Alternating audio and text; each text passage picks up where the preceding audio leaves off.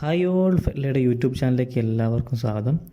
ഇന്നത്തെ വീഡിയോ നമ്മൾ ഡിസ്കസ് ചെയ്യാൻ പോകുന്ന ടോപ്പിക് എന്ന് പറയുന്നത് AI ആണ്, അല്ലെങ്കിൽ ആർട്ടിഫിഷ്യൽ ഇൻ്റലിജൻസ്. നമ്മളിപ്പോൾ നെറ്റ്ഫ്ലിക്സ് എടുക്കുകയാണെങ്കിൽ പല കാറ്റഗറീസ് ആയിട്ട് നമുക്ക് മൂവി സജസ്റ്റ് ചെയ്യാറുണ്ടല്ലേ, നമ്മുടെ മൂഡിനനുസരിച്ച്. ഇങ്ങനെ ഹൊറർ, റൊമാൻറ്റിക്, അങ്ങനെ നമുക്ക് മൂവീസ് നെറ്റ്ഫ്ലിക്സ് സജസ്റ്റ് ചെയ്യാറുണ്ട് നോട്ടിഫിക്കേഷൻ വഴിയൊക്കെ.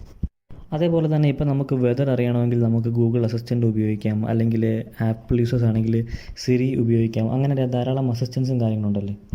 അതേപോലെ തന്നെ ഇപ്പോൾ പുതുതായി ഇറങ്ങുന്ന ടെസ്ല കാറുകളിൽ ഓട്ടോ പൈലറ്റ് മോഡ് ഓൾസോ ഉണ്ട്. അതായത് ഒരു ഡ്രൈവറിൻ്റെ ആവശ്യമില്ലാതെ തന്നെ ആ കാറ് തനിയെ ഓടിക്കാൻ സാധിക്കും. അപ്പോൾ ഈ മൂന്ന് കാര്യങ്ങളും, അതായത് ഈ നെറ്റ്ഫ്ലിക്സ് മൂവി റെക്കമെൻഡ് ചെയ്യുന്നതും, അല്ലെങ്കിൽ ഗൂഗിൾ അസിസ്റ്റൻറ്റ് നമ്മുടെ വെതർ കാര്യങ്ങളൊക്കെ അറിയുന്നതും, അതേപോലെ തന്നെ ഈ ടെസ്ലയുടെ ഓട്ടോ പൈലറ്റ് മോഡും കാര്യങ്ങളെല്ലാം വർക്ക് ചെയ്യുന്നത് എങ്ങനെയാണ്? ഇതെല്ലാം വർക്ക് ചെയ്യുന്നത് ആർട്ടിഫിഷ്യൽ ഇൻ്റലിജൻസിൻ്റെ അടിസ്ഥാനത്തിലാണ്. അപ്പോൾ ഈ ആർട്ടിഫിഷ്യൽ ഇൻ്റലിജൻസ് എന്ന് വെച്ചാൽ എന്താണ്? AI എന്ന് വെച്ച് കഴിഞ്ഞാൽ ഒന്നുമില്ല, നമ്മൾ മെഷീൻസിനെ ഒരു ബേസ് മെഷീനായിട്ട് ഉണ്ടാക്കുകയാണ്. അല്ലെങ്കിൽ റോബോട്ട്സും കാര്യങ്ങളൊക്കെയാണ് ഈ മെഷീൻ കൊണ്ട് ഉദ്ദേശിച്ചത്. ഇതിനെ മനുഷ്യരുടെ ചിന്താഗതി പോലെ ചിന്തിപ്പിക്കാൻ നമ്മൾ ഡെവലപ്പ് ചെയ്തെടുക്കുന്ന ആ ഒരു ടെക്നോളജിയെ പറയുന്ന പേരാണ് ആർട്ടിഫിഷ്യൽ ഇൻ്റലിജൻസ്.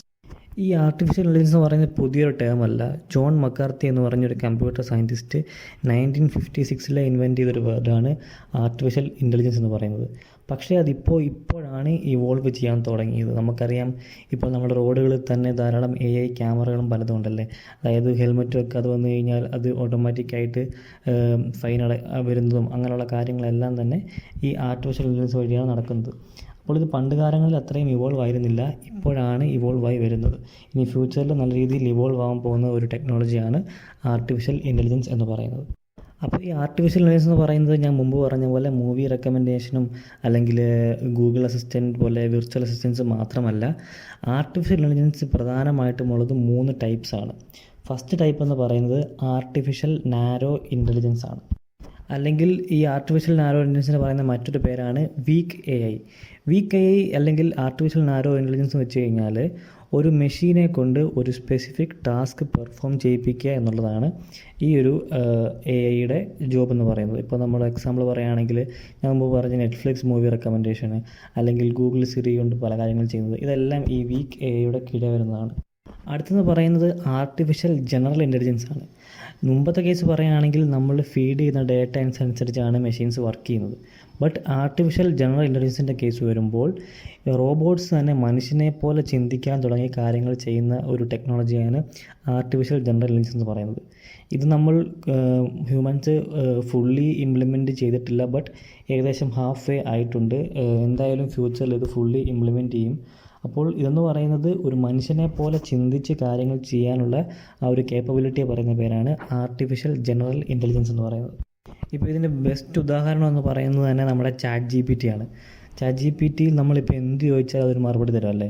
അപ്പോൾ ഇതെന്ന് പറയുന്നത് അത് ജസ്റ്റ് ഒരു ടെക്സ്റ്റ് ആണ്. അതാ ഞാൻ പറഞ്ഞത് ഹാഫ് വേ ആയിട്ടുള്ളൂ. ഇതിനെയും പല രീതിയിൽ പ്രാക്ടിക്കലായിട്ട് അത് ഇംപ്ലിമെൻറ്റ് ചെയ്യുന്ന രീതിയിലൊക്കെ നമ്മുടെ ഹ്യൂമൻസും സയൻറ്റിസ്റ്റും ഒക്കെ ചിന്തിച്ചുകൊണ്ടിരിക്കുകയാണ്. അപ്പോൾ ChatGPT 3, അതേപോലെ തന്നെ IBM വാട്സൺ എന്നതൊക്കെയാണ് ഈ ആർട്ടിഫിഷ്യൽ ജനറൽ ഇൻ്റലിജൻസിൻ്റെ എക്സാമ്പിൾ എന്ന് പറയുന്നത്.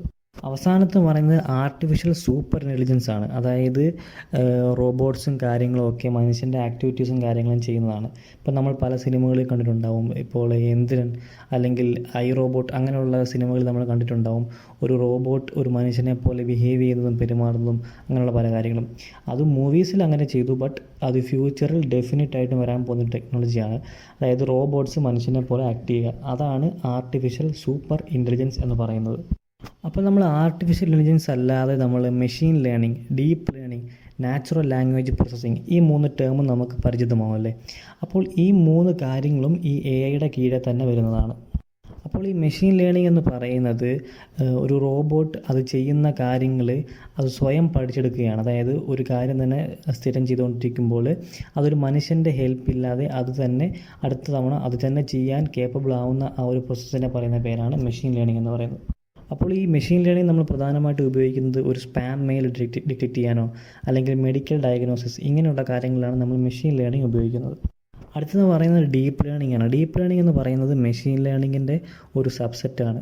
എന്ന് വെച്ച് കഴിഞ്ഞാൽ നമ്മുടെ കമ്പ്യൂട്ടറിൻ്റെ ആൽഗോരിതം യൂസ് ചെയ്ത് അത് ആ മെഷീൻ സ്വയം ഇമ്പ്രൂവ് ചെയ്യുന്ന ഒരു പ്രോസസ്സിനെ പറയുന്ന പേരാണ് ഡീപ്പ് ലേണിംഗ്. മെഷീൻ ലേണിംഗ് എന്ന് പറയുന്നത് വളരെ സിമ്പിൾ കൺസെപ്റ്റാണ്. ബട്ട് ഡീപ്പ് ലേണിങ്ങിലേക്ക് വരുമ്പോൾ അത് ആർട്ടിഫിഷ്യൽ ഇൻ്റലിജൻസിൻ്റെ ന്യൂറോൺസും കാര്യങ്ങളൊക്കെ യൂസ് ചെയ്താണ് പ്രവർത്തിക്കുന്നത്. നമ്മൾ പ്രധാനമായിട്ട് ഡീപ്പ് ലേണിംഗ് ഉപയോഗിക്കുന്നത് നമ്മുടെ ഫേസ് ഡിറ്റക്ഷന്, സ്പീച്ച് റെക്കഗ്നിഷൻ, അങ്ങനെയുള്ള നമ്മുടെ ഹ്യൂമനുമായിട്ട് ബന്ധപ്പെട്ട പല കാര്യങ്ങളും ചെയ്യാൻ വേണ്ടിയിട്ടാണ് നമ്മൾ ഡീപ്പ് ലേണിംഗ് ഉപയോഗിക്കുന്നത്. അവസാനമായിട്ട് വരുന്നത് നാച്ചുറൽ ലാംഗ്വേജ് പ്രോസസ്സിംഗ് ആണ്, അല്ലെങ്കിൽ NLP എന്ന് പറയും. എന്ന് പറയുന്നത് ഒരു ഹ്യൂമൻ്റെ ലാംഗ്വേജ് മനസ്സിലാക്കിയിട്ട് അത് ട്രാൻസ്ലേറ്റ് ചെയ്ത് തിരിച്ച് സംസാരിക്കാനുള്ള ഒരു കേപ്പബിലിറ്റിയാണ് നമ്മൾ NLP അല്ലെങ്കിൽ നാച്ചുറൽ ലാംഗ്വേജ് പ്രോസസ്സിംഗ് എന്ന് പറയുന്നത്. ഇപ്പോൾ ഈ AI എന്ന് പറയുന്നത് നമ്മുടെ സ്ഥിരം ജീവിതത്തിൽ പല കാര്യങ്ങളിൽ ഉപയോഗിക്കാറുണ്ട്. ഇപ്പോൾ പറയുകയാണെങ്കിൽ ഹെൽത്ത് കെയറിൽ നമ്മൾ ഉപയോഗിക്കാറുണ്ട്, എഡ്യൂക്കേഷനിൽ ഉപയോഗിക്കാറുണ്ട്, റോബോട്ടിക്സിൽ ഉപയോഗിക്കാറുണ്ട്, അതേപോലെ തന്നെ ബാങ്കിങ്ങിൽ ഉപയോഗിക്കാറുണ്ട്. ഇപ്പോൾ ഹെൽത്ത് കെയറിൻ്റെ കാര്യം പറയുകയാണെങ്കിൽ നമുക്കൊരു പുതിയൊരു ഡിസീസ് കണ്ടുപിടിക്കാനോ അല്ലെങ്കിൽ ഡോക്ടേഴ്സിനും നഴ്സിനൊക്കെ ഹെൽപ്പ് ചെയ്യാനോ അല്ലെങ്കിൽ ഒരു നല്ല ട്രീറ്റ്മെൻറ്റ് പ്രൊവൈഡ് ചെയ്യാനോ ലൈഫ് സ്റ്റൈൽ ഡിസൈഡ് ചെയ്യാൻ വേണ്ടിയിട്ടൊക്കെ നമുക്ക് AI ഉപയോഗിക്കാം. ഇപ്പോൾ നമുക്ക് ChatGPT നമ്മുടെ ഹെൽത്ത് സംബന്ധമായിട്ട് എന്തെങ്കിലും ഡൗട്ട് ചോദിച്ചു കഴിഞ്ഞാൽ അത് കുറച്ച് കാര്യങ്ങൾ സജസ്റ്റ് ചെയ്യും. അങ്ങനെയുള്ള പല കാര്യങ്ങളും നമുക്ക് ഹെൽത്ത് കെയറിൻ്റെ കാര്യത്തിൽ AI നമ്മളെ ഹെൽപ്പ് ചെയ്യുന്നുണ്ട്. എഡ്യൂക്കേഷനിലേക്ക് വരികയാണെങ്കിൽ ഇപ്പോൾ നമുക്കറിയാം, ഇപ്പോൾ കൂടുതൽ നടക്കുന്നത് സ്മാർട്ട് ക്ലാസ് കാര്യങ്ങൾ അങ്ങനെയുള്ള കാര്യങ്ങളൊക്കെയാണല്ലേ. ഇപ്പോൾ നമുക്ക് കോവിഡ് വന്നപ്പോൾ തന്നെ ഫുള്ളി നമുക്ക് വിർച്വലായിട്ട് ടീച്ചേഴ്സിന് സ്റ്റുഡൻറ്റുമായിട്ടൊക്കെ കമ്മ്യൂണിക്കേറ്റ് ചെയ്യാനോ അല്ലെങ്കിൽ അവർ പേരൻസുമായിട്ടൊക്കെ കമ്മ്യൂണിക്കേറ്റ് ചെയ്യാൻ എല്ലാം സഹായിച്ചതും ഈ AIയുടെ ടെക്നോളജിയാണ്. റോബോട്ടിക്സിൻ്റെ കാര്യം പിന്നെ പറയുന്നില്ല. അതിൻ്റെ അടിസ്ഥാനം തന്നെ AI ആണ്. ഒരു മനുഷ്യനെ പോലെ ചിന്തിക്കാനും പ്രവർത്തിക്കാനും എല്ലാം ഞാൻ മുമ്പ് പറഞ്ഞ പോലെ തന്നെ റോബോട്ട്സിനെ നമ്മൾ ഡെവലപ്പ് ചെയ്യുന്ന ഒരു ടെക്നോളജിയാണ് റോബോട്ടിക്സിൻ്റെ കേസിൽ വരുന്നത്. ബാങ്കിങ്ങിൻ്റെ കേസ് വരുമ്പോൾ നമുക്ക് ഇപ്പോൾ ട്രേഡിങ്ങും കാര്യങ്ങളൊക്കെ ചെയ്യുന്നവർക്കറിയാം അതെങ്ങനെ അതിൻ്റെ അനലിറ്റിക്സ് പോവും എന്നുള്ള കാര്യങ്ങളൊക്കെ മനസ്സിലാക്കാൻ AI നമ്മളെ സഹായിക്കും. അതേപോലെ തന്നെ എന്തെങ്കിലും ടൈപ്പ് ഓഫ് ഫ്രോഡ്സ് കാര്യങ്ങളൊക്കെ വരുന്നുണ്ടെങ്കിലും നമുക്ക് AI യൂസ് ചെയ്ത് അതിനെ ഡിറ്റക്റ്റ് ചെയ്യാനും ഒക്കെ സഹായിക്കുന്നതാണ് AI ഈ ബാങ്കിങ്ങിൻ്റെ കേസ് വരുമ്പോൾ. ഇനിയിപ്പോൾ AI ഒരു കരിയറായിട്ട് സംസാരിക്കുകയാണെങ്കിൽ തന്നെ നമുക്കിപ്പോൾ ധാരാളം കോഴ്സും കാര്യങ്ങളൊക്കെ വരുന്നുണ്ട്. അതായത് BTech ഇൻ AI, അതേപോലെ തന്നെ MSc അല്ലെങ്കിൽ BSc ഇൻ AI, അങ്ങനെ പല കോഴ്സും കാര്യങ്ങളും വരുന്നുണ്ട്. അത് ഓൾസോ പഠിച്ചിറങ്ങിയാൽ തന്നെ AI എഞ്ചിനീയർ റോൾസൊക്കെ അവൈലബിൾ ആണ്. എനിക്ക് തോന്നുന്നത് ഫ്യൂച്ചറിൽ തന്നെ നല്ല രീതിയിലൊരു ഇമ്പാക്റ്റ് ഉണ്ടാക്കാൻ പോകുന്ന ഒരു ഫീൽഡായിരിക്കും AI എന്ന് പറയുന്നത്. നല്ല രീതിയിൽ സാലറിയും കാര്യങ്ങളെല്ലാം തന്നെ പുറത്ത് AI എഞ്ചിനീയർ റോളുകൾക്ക് ലഭിക്കാറുണ്ട്. 2025 കൂടെ 190 ബില്യൺ എമൗണ്ടാണ് AI മാർക്കറ്റിൽ നമ്മൾ റീച്ച് ചെയ്യാൻ എക്സ്പെക്റ്റ് ചെയ്തിരിക്കുന്നത്. അതുകൊണ്ട് തന്നെ അതാണ് ഞാൻ പറഞ്ഞത്, AIയുടെ ഫ്യൂച്ചർ എന്ന് പറയുന്നത് വളരെ ബ്രൈറ്റാണ്. നല്ല രീതിയിൽ ഒരു ഗ്രോത്ത് ഉണ്ടാകുമെന്നൊരു ഫീൽഡായിരിക്കും AI എന്ന് പറയുന്നത്. അപ്പോൾ ഇതാണ് ഇന്നത്തെ വീഡിയോ എന്ന് പറയുന്നത്. നമ്മൾ ഡിസ്കസ് ചെയ്തത് ആർട്ടിഫിഷ്യൽ ഇൻ്റലിജൻസിനെ കുറിച്ചിട്ടാണ്, അല്ലെങ്കിൽ AI കുറിച്ചാണ് നമ്മൾ ഡിസ്കസ് ചെയ്തത്. AI എന്നാൽ എന്താണ്, എന്തൊക്കെയാണ് AIയുടെ പല ടൈപ്സ്, അതൊക്കെയാണ് നമ്മൾ ഡിസ്കസ് ചെയ്തത്. എല്ലാവർക്കും വീഡിയോ ഇഷ്ടപ്പെട്ടു എന്ന് കരുതുന്നു. അടുത്തൊരു വീഡിയോയിൽ കാണാം. Thank you. ബൈ.